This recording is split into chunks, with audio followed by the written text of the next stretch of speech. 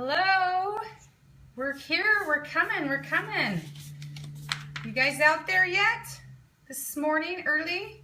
Carrie Taransky in the house. Oh, Brandy, I'm so glad you're here. Jody, Cassie, yay, you guys found it. Oh, I guess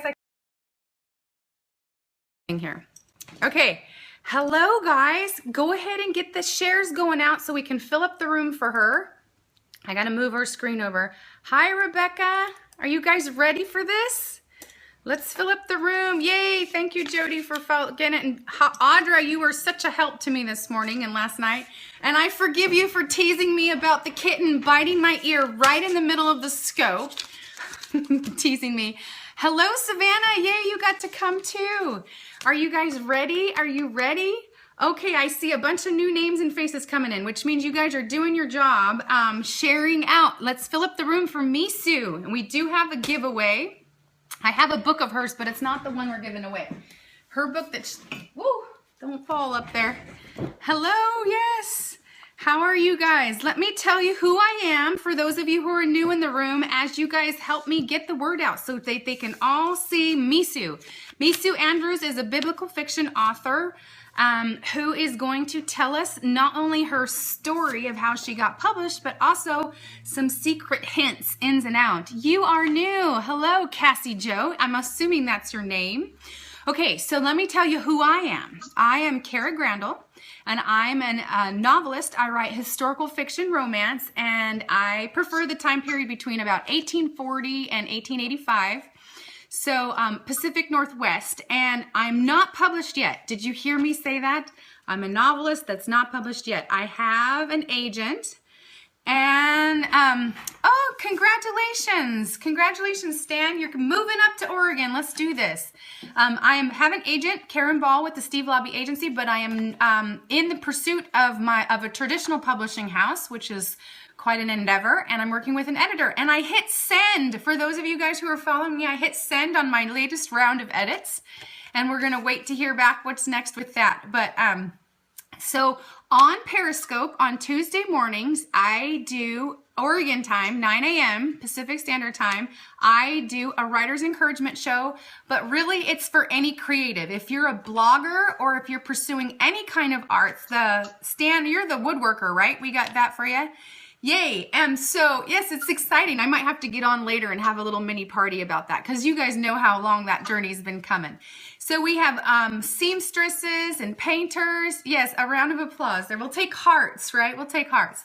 Hello, Mr. Duke. And oh, you just checked out Mesu Andrews' book from the library. Yay, how cool. Seamstress. Okay, so whatever pursuit you're doing, whatever creative endeavor you're doing, you always have to make time for it in this busy world we live in. So I have a group on Facebook, and there's 125 of us that we join together, and we just kind of witness our lives unfold and help each other move forward and be encouraged in the pursuit of something that's going to last a little bit longer. And we do it all in the midst of working full-time, raising families, you know, all of that stuff. So we just kind of witness the mundane, the routine, the ups and the downs. And usually if the downs are happening and you reach out and you let each other know inside Author for the Author group, then we get to actually lift each other up faster than if you're trying to do it by yourself. So we're a good company of people. Would somebody please put up the Author for the Author spelled the right way so people can find the group if they're interested? And we do have some other author interviews coming. Deborah Rainey is coming on in, and Carrie, our very own Carrie Taransky, is coming on in, and we have a few other guesses. So if you want to keep up with the author interviews, then you want to go find my website here and find the subscribe button, because I don't believe in spam. Thank you, Audra. The first A is a lowercase a. So I don't spam you guys, very little besides what the authors are actually coming to do. So if you want to see, I see a couple of pictures screenshotting, so we're good. All right, so that's me. So thank you for sharing out and getting the group in here. And halfway through, I'll do the normal announcement for how we're gonna give away one of Mesu's books, and that's always fun. But this is the Writer's Encouragement Show, which means you have a little piece of the pie. What do I mean by that? I'm going to ask you what your next right thing is for your journey. What's the next right thing? It's usually something really small, something that you've been thinking about and chewing on that you know you should be sitting in the chair and getting done or learning about. Sometimes it's rest. Sometimes it's going to bed on time. Sometimes it's other things like that. But I'm going to, at the end, I'm going to ask you what for your next right thing and get some of your skin in the game, so to speak. So be prepared for that and let your brain be thinking about that. And now, without further ado, with a round of applause, would you like to meet our guest? Here comes Mesu Andrews. You're gonna. Oh my. There you go. You're on. Oh my, that's scary. Yes. That's frightening. Hi. Hello. Nice to see you guys. Well, actually, know that you're there. I can't see you, but yes. Hopefully you can see me. Okay. You're getting a lot. Yay. Hello. It's good to have everybody here. This is my first Periscope thing. I'm very excited. And Karen wants me to tell you about my newest book, Miriam. So can you see this cover? Yes, we can. I have to tell you, I love this cover. Didn't they do a fabulous, fabulous job? Can you see Moses down here and the Red Sea and then Miriam here? Miriam is 86 in this book. I've never done an 86-year-old heroine before. This was, and seriously, 86, not married, so 86-year-old virgin. How do you make a romance out of that? Seriously, what's going on with that? So yeah, that was interesting to try to write that into a plot. So we put Miriam's nephew in there. His name is Eleazar. He is Aaron's third-born son, and he becomes high priest way down the line. But in this story, in the story of the Exodus and the plagues and all of that, Eleazar is about a 47-year-old crusty old bachelor, and he is a soldier slave in Egypt, and he has seen too much war and too much just inhumane treatment, and he does not believe that this God of the Hebrews exists, and if he does, he doesn't want anything to do with him. Miriam is the steadfast prophetess of Israel, and she adores her God El Shaddai. But when this brother of hers, Moses, returns from Midian, and Moses says, "Oh, Miriam, it's so great to see you after 40 years. And by the way, God chose me and Aaron to come back and rescue the Israelites. And by the way, the God that you know is El Shaddai. He's got a new name, and it's Yahweh. And we'll let you know when we need you." So Miriam struggles with that a little bit. And so we see all the plagues and the Exodus from Miriam's point of view. She doesn't get that 1-800-God number that Moses had. So she has to, she doesn't know the plague of the bloody Nile is coming. And she just all of a sudden, oh my, sees blood in a bowl instead of water. And she doesn't know the frogs are coming. And so all of a sudden we got frogs in the window. And she doesn't know. So she has to experience these things with all of the other Israelites. And it hopefully it helps us realize, what would it be like not to know? Because, you and I, we don't know, do we? We don't know what God's got in mind. We don't have that 1-800 number like Moses did. So, I wish we did have a 1-800 number to figure out what's going on. Okay, that red phone thing, wouldn't that be nice? Yeah, there you go, red phone. Yeah. Okay, so as you guys can tell, Mesu Andrews is definitely biblical fiction. Can you feel her enthusiasm for not only the history but the culture of that day and age? So, Mesu, go ahead and tell us about your other books, and you can just be brief, kind of give an overview so they know what you have out there besides this new one, Miriam, that's coming. And don't worry, guys, I'm going to tell you how we can help her, because that's part of this Writer's Encouragement Show. And don't forget that you can ask questions. I see some of you greeting and saying hi and all that kind of stuff, so make sure that if you have a specific question for the author as her interview unfolds, that you type it in there, and I will collect your questions and filter them to Mesu in some semblance of order. So go ahead and tell about your other stuff, and then we'll jump into how Jeannie Girls she's your publicist. So cool. Say hi. You must know her. So then you get to ask. Jeannie, I love her. Hello, Jeannie. Yes, Jeannie Wynn, my dear sweet friend. I love you. Yes. She is awesome. She has done a fabulous job of getting the word out about Miriam. So yes, I love this gal. She's a doll. Okay, so you want me to tell you about all of the books then? Yes, and I want to warn Jeannie that she's not allowed to ask you any teasing, uncomfortable questions right here on social media for all the world to see, right? Oh no, you can warn her all you want. She's gonna do it. I can She's gonna do it. Okay, you're invited. Okay, so go ahead and tell us about your other books. And in the process, dive right into telling us how you got started and took your journey as a writer. Okay. All right. Well, my first book that was published is called Love Amid the Ashes. It's the story of Job. And, of course, it addresses the whole question of why do good people suffer. Second book that was published is called Love's Sacred Song. It has the entire book of the NIV Song of Solomon in it. Every word quoted from that. And it talks about what true love is. And I know this sounds crazy, but it's a fantastic book to give to 16 to 18-year-olds on abstinence before marriage. I know, Song of Solomon, abstinence before marriage, you wouldn't think so, but it really is. It's fantastic for that. The third book is called Love in a Broken Vessel. It's the one Kara has there in her office. It's the story of Hosea and Gomer, and it is on forgiveness because Gomer is the prostitute, Hosea is the prophet that was commanded to marry her, and she is just unfaithful. And then the fourth book is called In the Shadow of Jezebel.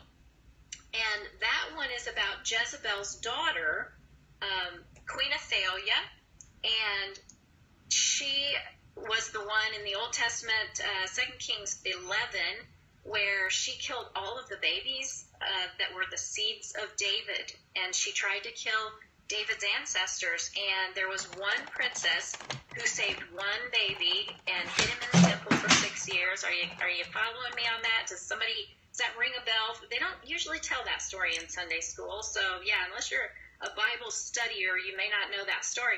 But the message in that book is healing from abuse. And I've had a lot of really good comments on that book. And just kind of an aside for you romance lovers, okay, this 18-year-old princess marries a 90-some-year-old priest.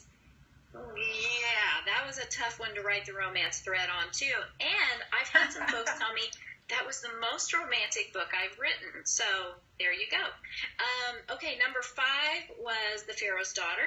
And that one is written from the perspective of the Egyptian princess that pulled Moses out of the Nile. And so that one was really fun because that gives you Moses' early years from birth up until he was about 16, 17 years old. And then we have Miriam that I've already told you about. My publishing journey is just totally a God thing, which I'm sure you hear that a lot maybe, but I am not a reader. I was not a reader. I didn't want to be an author my whole life. I was a speaker. I was an off-the-charts extrovert, loved people, would not sit still to write. And then I had some health issues that put me in bed for 6 months. And I'm a Bible teacher, and so I wanted to teach, and I couldn't teach from bed, so I started writing. Okay. Kara, do you have a question? Yeah, I want you to tell them what you were carrying that put you in that bed of sickness, and where, you know, the Lord brought you to writing out of that, but what were you trying to do? Well, you see, I had, you know, the whole Wonder Woman thing going on, like probably some of you do. I was a pastor's wife, and so I kind of thought I could do everything. And I had 2 daughters, and I was doing about 5 preps for Bible study and Awana leading and adult Sunday school. Plus, I was speaking outside the church, traveling a couple times a month. And my husband was doing full-time PhD work, and he was a full-time pastor. And our girls were teenagers, and they were in sports and activities, of course. So I was a little bit overcommitted. I don't know if any of you can relate to that. In my body, I had been diagnosed with fibromyalgia and chronic fatigue syndrome about 5 years earlier. My body said pretty much, I'm done. So I woke up one morning and couldn't move and could hardly breathe. And it was not good, really not good. So, I was in bed for 6 months, and my laptop was my best friend, and it was there that I wrote my first novel. And my first novel was actually the Song of Solomon novel. It was Love Sacred Song. It wasn't called that at that point, but it was Song of Solomon. And I had written that actually in 97 as a Bible study. And I love Scripture. I still love Scripture. And I think that comes because I was a spiritual mutt as a kid. My mom's charismatic, my dad's Quaker, and all I heard growing up was people fighting about the Bible. So when I finally did come back to the Lord as a 19-year-old, I wanted to know what the Bible said for myself, and I began studying it like crazy. And so that Song of Solomon Bible study became a novel, and that's actually the first novel I wrote. And that's the one that got the contract for me at Mount Hermon. I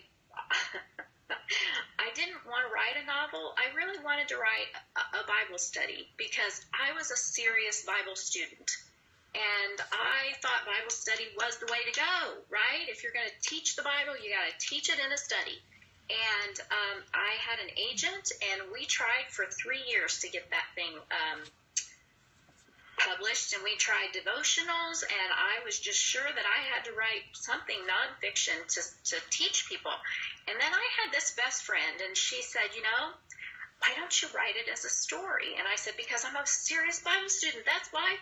And she said, oh, so you're a better teacher than Jesus, is that it? Everybody needs a friend like her, right? Yeah, everybody. Because I got to thinking about that, and story is how we learn, right? It's what makes it, it's what plants it deep in that memory place. And so I tried to write fiction, and it was really bad. It was so bad. Oh my goodness. So I took that fiction mentoring clinic at Mount Hermon with Gail Roper. She's my hero. I love that woman. She's an amazing teacher. And so I met my first editor at Mount Hermon, and my manuscript was terrible. And she said, it's got some real craft issues, but I think you can tell a story. And so it took me 12 years to write that first manuscript. So there you go. That's a long-winded answer to your first question. Wow, I hope you don't have a whole lot more questions. We're in trouble. Yeah, no, we're good. I'm turning the camera to me. Okay, guys, so did you hear her say that it took her 12 years to get that first one done? And, okay, so Jeannie's going to ask you what keeps you going. And we do have another question that is, how do you do your research? So that's 2 questions for you to think on while I'm doing this. I do want to kick off the giveaway and help you understand how to do that. But I want to recap some of the things that she said, because there's 3 points that I really want to pull into. And the first, well, maybe 4.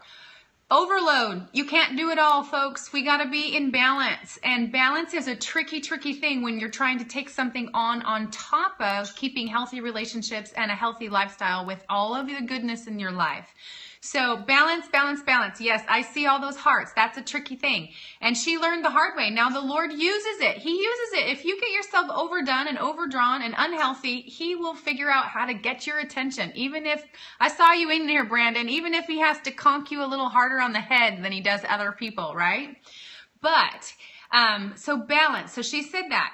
Then she said that she didn't even see the gift that was in her as a writer. She thought that she was a nonfiction writer. She didn't have story in her at all. And she had this huge learning curve to come around the corner.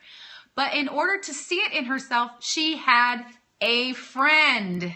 A friend. See, that's community. It was 1-to-1 ratio, but I'm telling you, whether your critique partners are 1-to-1 ratios or you go all the way up to our 125, that's in author for the author, there's something we can do for each other if we're willing to listen to each other and witness each other's lives and add in and out of the mix, right? Thanks for sharing, guys. You guys are awesome today. I know there's a third thing. This is actually the third, but I know there was 4, but I can't remember. I've already lost one. But here's the other thing. Mesu Andrews we've done several author interviews in here now, and in common, they have all gone to Writers Conference. So when she's saying she went to Mount Hermon, she isn't saying that she went up on the mountain behind her house where she lives, even though she has one of those, and she does that, for a retreat. Mount Hermon is actually a writers' conference, and it's a very intimate setting that's set up for both fiction and nonfiction writers. And it's another opportunity for you to get yourself out there before editors and agents and mentors, somebody that can help you see the next right thing, help you see the gifts and talents that the Lord has put in your life. So in order for that to work for you, though, you got to get there. And it's expensive, and it's time, and it's everything that's hard about life. You have to go against the flow to get there.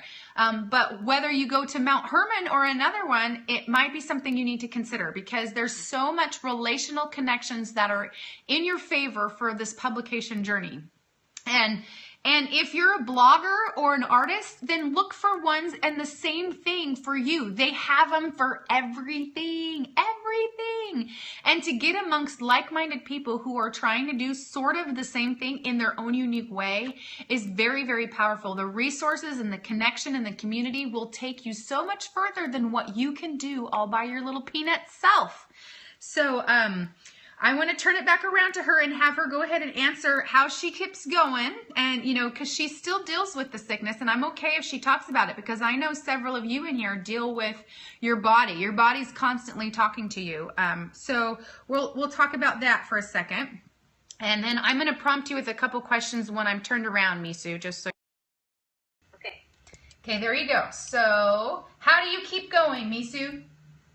How do I keep? I'm stubborn. That's one for sure. I'm glad my husband's not here to pipe in on that.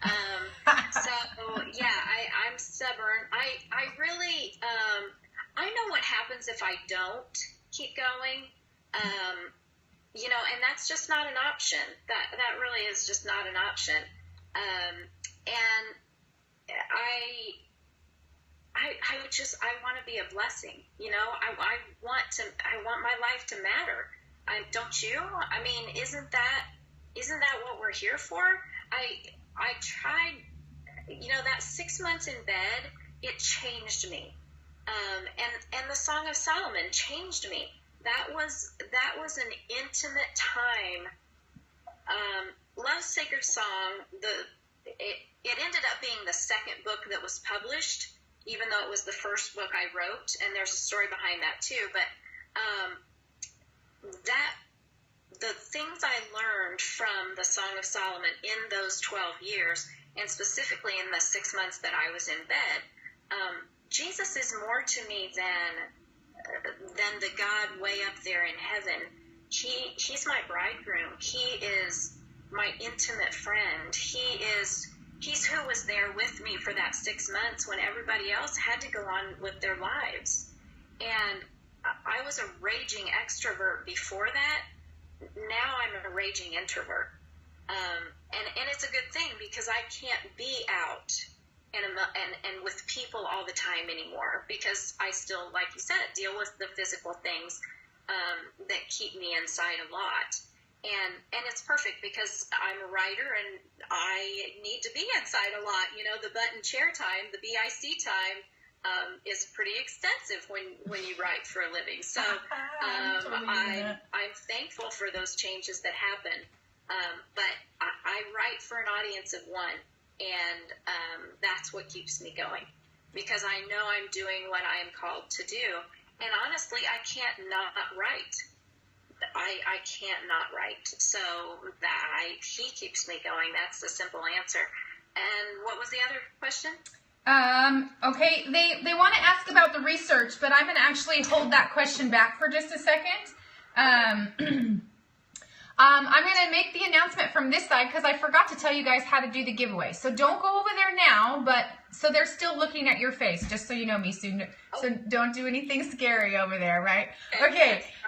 So when you're done here, you guys can find me on Instagram, and I put a picture of Mesu's interview with us today. And if you go on there and you share out to 2 of your friends each time you do in the comments, all you have to do is tag 2 of your friends. Each time you do that, your name will go into a drawing, and then we'll pull out a drawing. Oh, and it says Jeannie wants to give away 2 more copies. So that means, does that mean you have a total of 3 or 2? Jean, is it Jean or Jeannie? I missed the name. Jeannie. Okay. So Jeannie, you can let us know if we're giving away 2 or 3. And I'm giving away 1, and then is Jeannie giving away 2 more? Yeah, so there's a total of 3. Okay, perfect. And I'll know which way to do that. So, and here's the thing, you guys can, the replay watchers, you guys can get in on it. If your people who you share with are excited about it, if they will promote it out, if they will push this little awareness out to 2 people, then they can get their name in the drawing too. And it is open for 24 hours. So I will be giving them away. I will come back on Periscope tomorrow and give it a follow up. And then I will also be reaching out on Instagram. So it's really, really smooth. We've done this a couple of times. We've made sure all of the bugs were worked out, and it works really great. So don't go to Instagram now. And here's the sneaky thing. You want sneaky insider information? You can enter more than 1 time, as long as you share with 2 new people. So you can put your name in the pot as many times as you want to sit there and share with your friends. Only 2 people, you only have to share with 2 people to count as 1 entry. So hopefully that's clear. Maybe some of my regulars in here, if you're hearing holes in my, if I'm not saying it in complete sense, yes, just tag 2 friends and say, hey, you might like this interview. Hey, you might like this book. Check this out. Whatever. That's all. And there's already a picture of Mesu and with the book Miriam right there on it. So you just have to share and get it right in their feed. That's all we do. I loved your butt in the chair, BIC. I'm totally using that. I'm going to totally confiscate that. You know, Bic Pen didn't realize how good they had it, did they? They didn't. So, you know what? I need to start giving away Bic Pen. There you go. Great giveaway. Bic Yes. Pens. Yes, and actually the Bic Bolds are a fancy version, and they have these colors. They're only $2, and they are my favorite. There you tell go. you. And I'm a pen snob. I'm a pen girl.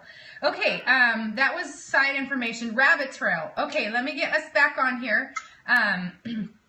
Let's see. We've talked about all the books. We've talked about the conference. Oh, we had a listener question or a watcher question. They want to know if you do Skype interviews for book clubs. Absolutely. One of my favorite things to do. Yes, just email me, and my email's easy. It's just mesu@mesuandrews.com. Bring them in. I love Skype interviews with book clubs. Love it, love it, love it. Awesome. Whoever asked that question, will you put up some comment or some emojis? Because I missed your name. I would like to see which one of you was actually asking that, because I would like to talk to you. And actually, yay, Brookie did. And welcome, Brookie. I don't think I've met you before. And Jeannie, there's a possibility that as a publicist for Mesu, we would maybe want to pick your brain and find out, as up-and-coming authors, what we can do to be more prepared for that side of our author experience. She loves her readers. Awesome. Is your name short for something and doesn't have a meaning, Mesu? Oh, Mesu? Yes. My name, my big long name is Marilla Sue. My mom is this wonderfully creative. I really sometimes I tell people she hated me as a child and give me that off. No, but she didn't. Honest, she is this creative like we all are, and her name is Mary, and she just kind of strung it out to Mara Lasu. And I couldn't say that big long name when I was little, and it came out Mesu, and that's it. That's all it is. Nope, that's it. I have been told it means in Japanese water, or that fish soup that that miso soup thing. But no.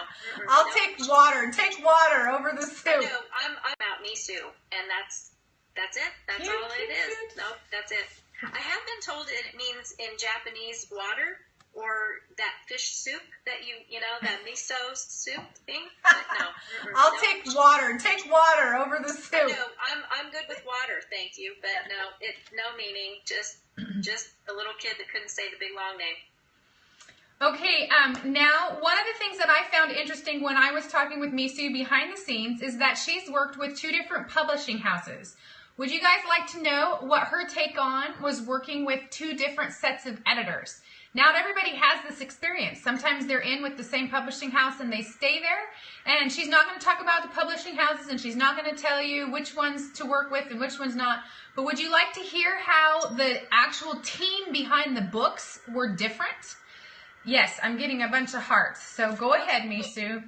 Cool. Well, first of all, I'll tell you that both of the houses that I've worked with have just been fabulous. They really are wonderful houses. And the same for both of my editors. Vicki Crumpton was the first editor I worked with, and Shannon Marchese is the second one that I'm now working with. And both incredible women for different reasons. Vicki has a PhD in theology, and so she was incredible to work with when I'm writing biblical fiction, right?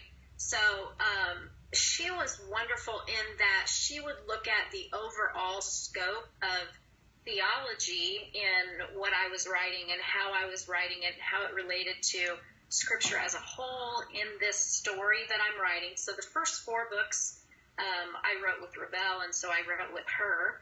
And she was able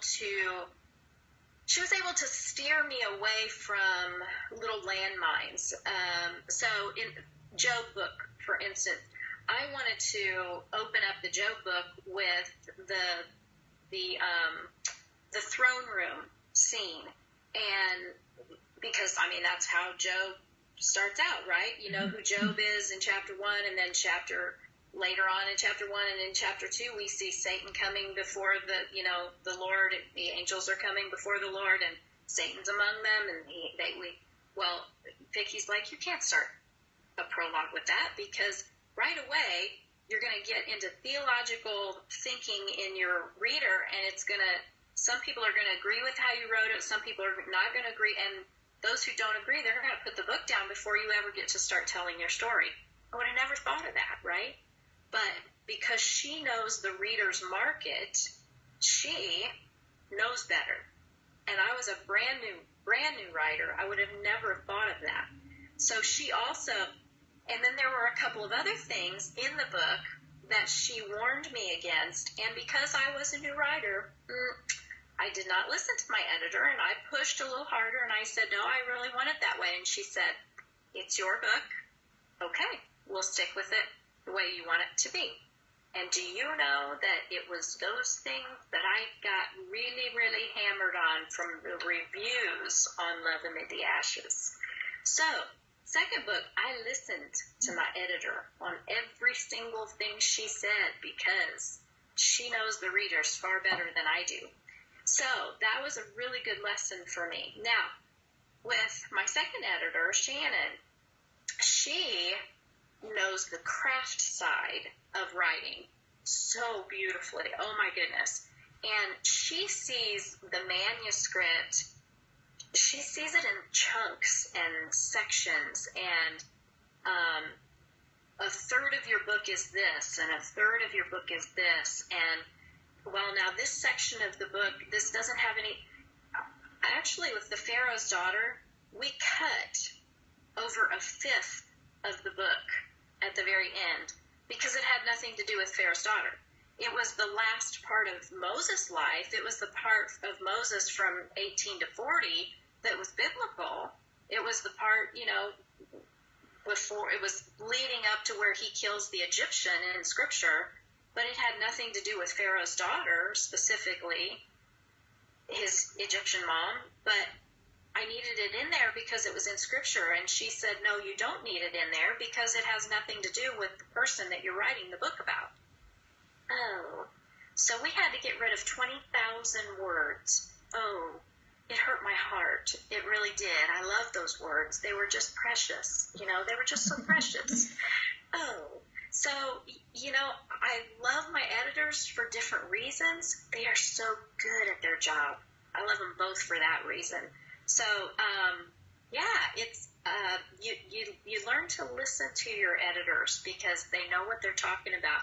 They are they're good at what they do. They really are. Yeah. Okay, so I'm going to turn the camera around here. Okay, me again. Scary face Kara, right? Okay, so one of the things that we do on the Writer's Encouragement Show here is teach the people that are coming in, so you guys, my friends, those of you who are readers and those of you who are creatives, whatever, we're figuring out how this marketing system works for books and for, if you were to do a song on, be a songwriter or a painter, all of it would be the same. This whole big marketing thing that's so overwhelming and so hard for all of us, we're kind of breaking it down into little pieces and figuring out how it works. So when I was talking to Mesu in her interview process, she actually talked about a little 6-month window that she didn't have all that long ago where she was without a contract and without a publishing house. Now, she still had her agent and the agent was pitching her work around, but she said what was most important was her Amazon reviews. She had to be able to prove that there were people paying attention to her books. Inside, remember all of the stacks between self-published, independent published people and the big traditional publishing house, all on the same selling platform of Amazon. We all compete the same. So if you, which one of you was it that got the book at the library? Amazon reviews, totally important. So if any of you guys, even if you didn't pay for it, if you win it from my contest, read that book and then get on there. You don't have to be the most professional review writer in the world. Let me tell you, there's a smorgasbord of flavors. That was you, Brooke. So I encourage you, Brooke, to take the time to write 1 or 2 sentences. A little hello to Mesu in there doesn't hurt. Some people read them. Her husband filters hers. Oh, actually, that's something we should talk about because the sensitivity there. But anyways, so when I interview these authors behind the scenes, I always ask them, I say, what can we do to support you? What can we do to add to what you're trying to create for yourself? The momentum for Miriam, okay? And she said that she needs Amazon reviews, and then she also would like to have you visit her author page and hit the like button on her author page on Facebook. So those are the 2 things that we can do to help her. And the Amazon reviews is the one we're going to scream out loud because it really is. It's almost like giving back what you've given for the book for them. It really does make a huge difference, each one. Now you can do Goodreads reviews and you can do reviews in other places, but the Amazon reviews are the biggest bang for your buck. So if you're only going to do one, hit that Amazon review for them. And go ahead, Mesu, and tell him about, actually, I'll tell you, the reason I know Mesu is because I met her at the Oregon Christian Writers Conference, and I totally fangirled on her, and I was real excited to be buying this book, which was my first taste of Miriam, and I had, or Mesu, sorry, I got the Miriam stuck in my head from the other, and I had been stalking her online when I was reading about these books ahead of time, and then when I was introducing my friend Angie, you guys know the love lady in here, she went with me to that conference. I'm like, I'm going to go buy this book, and I'm so excited to get it here at the conference. I know she's here. I said, and my friend says, which book is it? And I said, it's the one by Mesu Andrews. And Mesu Andrews was right over behind me, and I didn't even know what she looked like. And she goes, huh? Me? And she came over and she had the sweetest half-an-hour conversation with me and my friend, and she taught me what I know about the beginning phase of what I understood about critique groups and critique partners. And in that conversation, she had some pretty sage advice that she wraps her husband in on this process. So let me pass the camera back to her and I'll let her tell you that part. Here she is. Do you even know what I'm asking of you, Mesu? I do. I do. Good. My husband, first of all, my husband is a great guy. He's just such a good dude. He is very involved in the whole process, actually. He reads the first draft before it ever goes to my editor. He's a professor, and so he has his little red pen, and he, does his little red pen edit, and he is so picky. Oh my goodness, he's a little OCD, and we love him anyway. And so he catches all the commas and all the too many spaces, and oh my goodness. And I've used this word, too many times in the last 10 pages, and oh yeah. And then he reads it again before it ever goes to print. So he reads it at least twice, sometimes more than twice. But then he also does a really important thing for me. When the reviews begin to come in on Amazon, I got to tell you, they're not all 5-star. And so sometimes when I get a 1 or a 2, which isn't real common, but once in a while, or even a 3, he reads those and he will tell me. I don't ever read my reviews. I'll lay it out there. I don't ever read them. I don't read the 5 stars because I don't want to think I'm better than I am. And I don't read the 1 stars because I don't want to pick myself up off the floor and, try to trudge through a day. So I just don't think reading my reviews, there's anything good that can come out of that. So my husband reads them for me, and then he kind of tries to filter out what would be good critique for me. So if there's a 1-star review or a 2-star review or even a 5-star review, that has some depth to it, that has some, if it's lower and it has a good point to it, it has a good constructive criticism in it, I'll read that. He'll say, "Hon, I have something I want you to read." If it's a 5-star review and it has something specific in it that is again constructive, it's a specific thing that they found in the book that they liked and is a concrete thing I can hang a coat on. It's like, oh, okay, I did that well. I did that right. I need to duplicate that in my writing of the next book. So he looks at the reviews for those specifics, either to improve or to duplicate in the next one.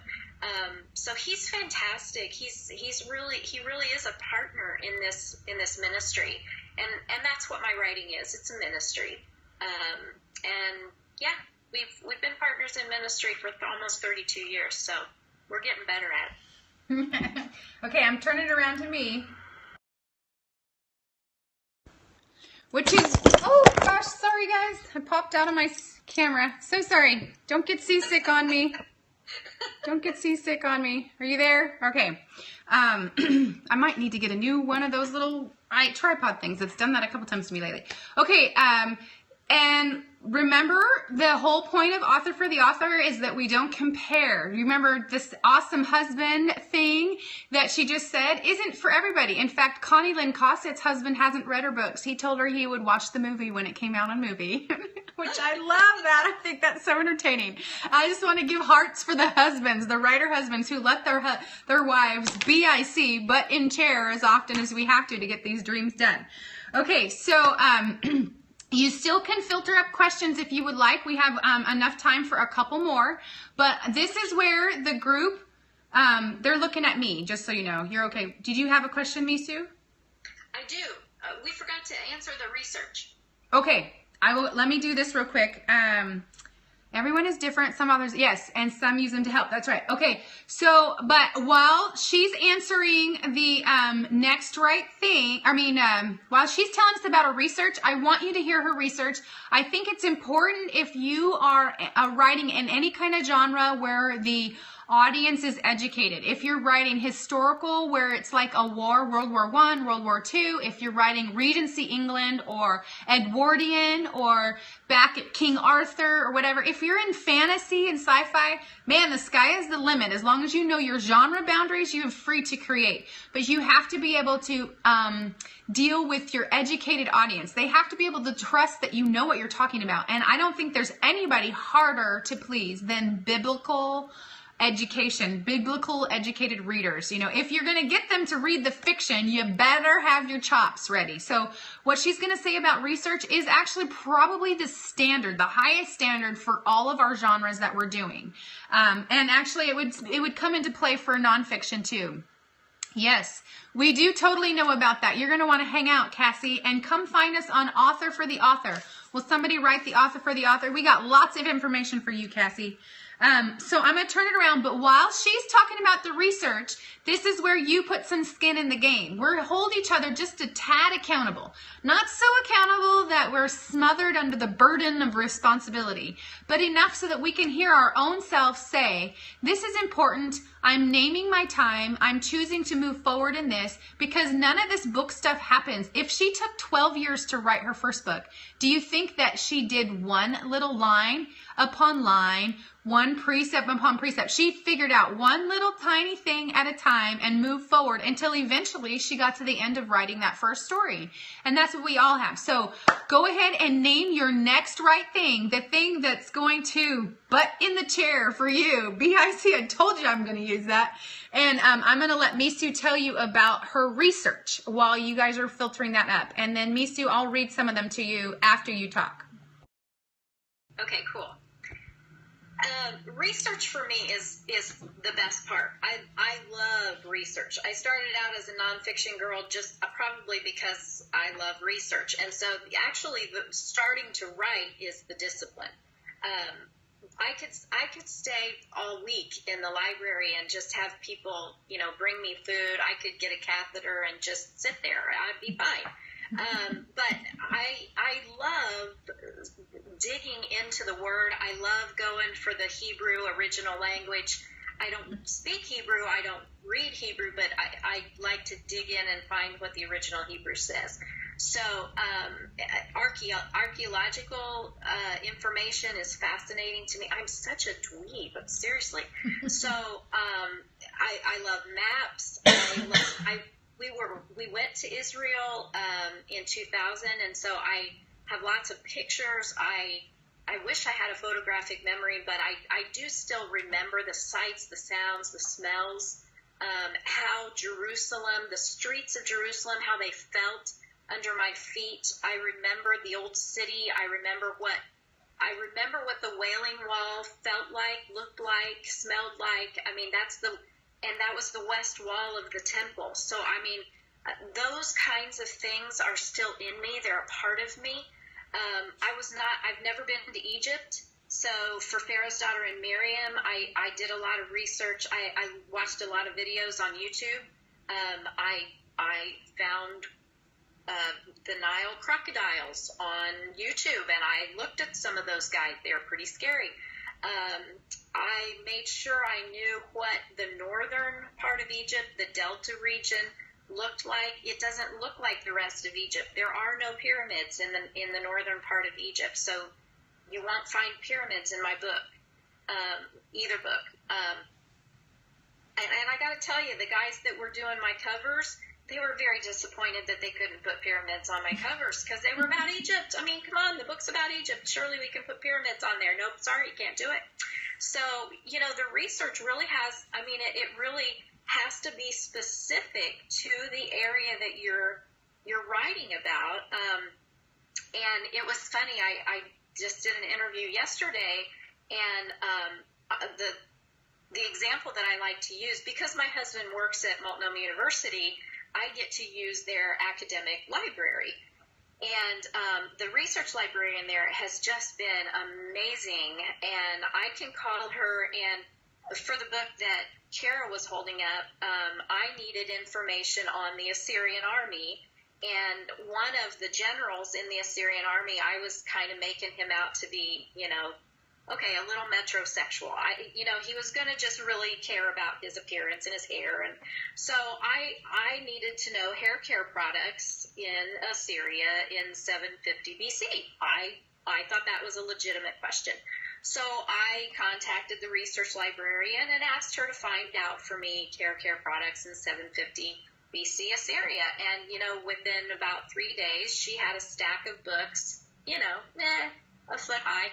So, and I looked up hair care products in 750 BC Assyria. So those are the kinds of things that I kind of think are really fun, and everybody else, their eyes kind of glaze over when I start talking about it. But those are the fun things that really make the story real for folks. And I will say, Jill Eileen Smith is as dweeby as I am on research, and she and I can have a conversation that would put any normal person to sleep. So there you go. Yeah. Okay, I'm turning it back to me here. Okay, super good to hear. What you're interested is what you're interested in. And if it's boring and snores to someone else, then you better find someone else. Come find someone who has your common interest. That's actually sort of the whole point of finding critique partners that are in your same genre. So when you're talking about your history and it lights you up, they're not going and snoring out on you. So reminder for the giveaway, once we're done here, we're getting close to wrapping up. Although I didn't see anybody's next right thing, and I think it was because you were being respectful and listening to our guest, but I am holding you to it. While I'm waiting for you to get your fingers out and type, name it. It might be putting your office in order so that you can make time. Like Cassie was saying, she has some learning to do to figure out how to write an ebook. Well, there's a whole lot of stuff going on before you ever even sit in the chair. So name your thing. Come on, folks. Name it, name it, name it. And I will tell you that I got to hit send on my edits. So my goal is to not, I have a blog that I'm starting to outline what I'm doing with it. Outlining, perfect. Galar, will you tell me your first name? The one that research for Cassie, perfect. And finding those little pockets of interest is awesome. Pull out the research binder for an unfinished novel. Yay, Kathleen, awesome. Jody, I get you wrong. You're the one that always has the two people. Research for you. Research for Carrie Turansky. My job is to not jump right into my next novel. I need to enjoy a week, between now and the end of May, of not going from one to the next. Booking more media for Mesu. That's your publicist. She's doing that. Glarvol. That's, what an interesting name. That's a very unique name. Glar. Cool. I will know it's your name now. So, get closer to the end of my first draft. I'm past halfway. You just need to finish. Yes. Check out writers' conferences in California. Pay attention to me because I'm actually going to, inside our writers group, I'm going to be talking about conferences this week. Oh, you are a sci-fi guy. I actually, inside our writers group, I'm not sure if you're bent towards the Christian industry, but if you are, there inside the author for the author group, I just posted a major announcement for the primary company who's in charge of science fiction and fantasy publication for the Christian genre. You found the group. Yes, I will get off here and I will let you all in as soon as I'm done. I can't quite do it all at once. But just so you know, I'm not sure, Glar, if that's where you're... Glar, do you want me to call you Glar if that's the name of your sci-fi world? Do you have a first name? Okay. I can just call you Glar because it's fun. But maybe we'll get you into your acting role inside your head. Joseph, isn't it? Oh, Joe. Okay. Glarvol. Glarvol is the full name of it. Glarvol. Hey, that's cool. I'm into that. And I'm slowly falling in love with sci-fi fantasy. Very good. Glarvol. Okay, checking out and participating in the website. Yes, so I will be doing conference. I'm going to try to become a little bit of a resource for us on all of the different local conferences people have had experience with in their own home states, so we can kind of create this resource inside there so you can find one that's maybe closer to you than the one I go to, the one I prefer. And so be watching for that. Name myself as a writer, not a wannabe. That is awesome. That is a very big beginning, and it's way bigger than you think. In fact, everybody take a second. We've done this before, but take a second and recognize what you are. If you're an artist, if you're a painter, if you are an author, you're a writer, and if somebody has seen your work, that counts on any scale. Even if it's your mama. And I saw my mama pop in. I know she's at work, but I know my mama's read my stuff. It doesn't matter who. You have to transition in your head. You have to transition in your head before anybody else will transition with you. Okay, so giveaways. We want to remind you that Miriam is out and that it's a new launch, so she would love your reviews. Reviews, reviews, reviews. Can I say it any louder? Megaphone, review for Mesu Andrews. And here's one thing I'll say about biblical fiction. I'm a total fiction reader. I like fiction.